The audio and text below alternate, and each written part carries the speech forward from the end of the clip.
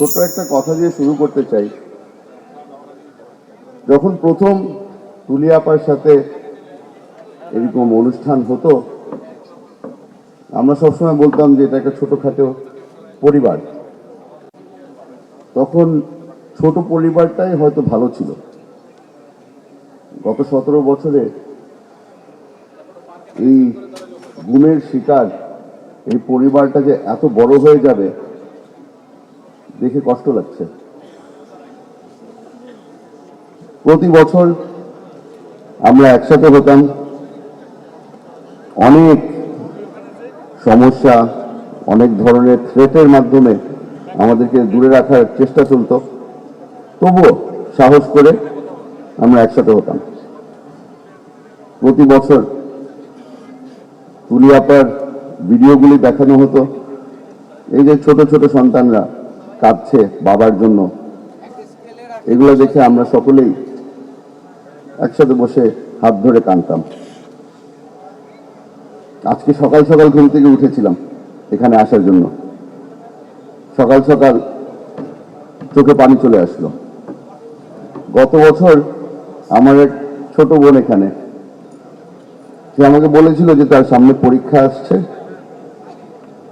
ইনশাল্লাহ উনি ভালো করবেন, আমার থেকে দোয়া চেয়েছিলেন।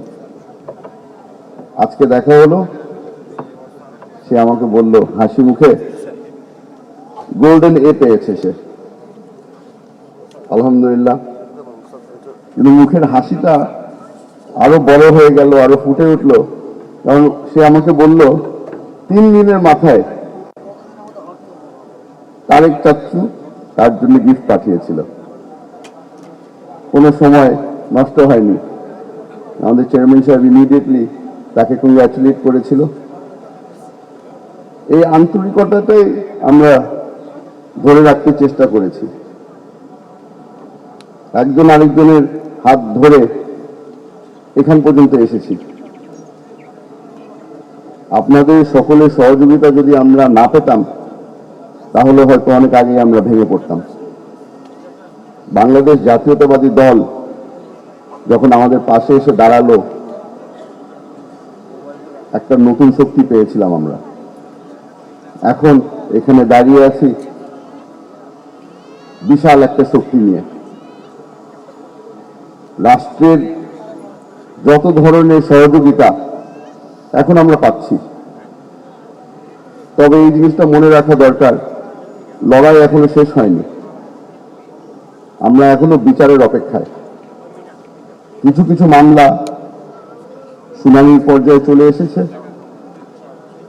আশা করছি বাকিরা এখানে যারা যারা আছে তাদের মামলাগুলোও দায়ের করা হবে এবং দ্রুত আমরা কোনো ধরনের বিচার দেখতে পাব। আজকে সকালে এখানে অনেকজনের সাথে আলাপ করার সময় একটা জিনিস বারবার করে তুলে ধরা হচ্ছিল, সকলের একটাই সমস্যা, আইনজীবী নিয়ে। কার কাছে যাবে, কে সহযোগিতা করবে? আমি আজকে আপনাদের সকলকে অনুরোধ করব, এখানে আমরা অনেকেই আছি যারা কোনো না কোনোভাবে কোনো ভালো আইনজীবীকে চিনি। একজন আরেকজনকে যদি আমরা সাহায্য করি, ইনশাল্লাহ আমরা কামিয়াব হব। এখানে কোনো ব্যক্তি বলতে পারবে না যে তারা এখনো একা আছে, আমরা সবাই একসাথে আছি। সত্যি করে বলতে আমার এখানে আর বেশি কিছু বলার নেই, কারণ মনের মধ্যে এখনো একটা গিল্ট কাজ করে। আমি ফিরে এসেছি, আমি আপনাদের মাঝে আছি। এখনো অনেকেই এখানে আছে যারা অপেক্ষা করছে তাদের স্বজনদের জন্য। আমি আপনাদের সকলকে অনুরোধ করব তাদের জন্য দোয়া করবেন।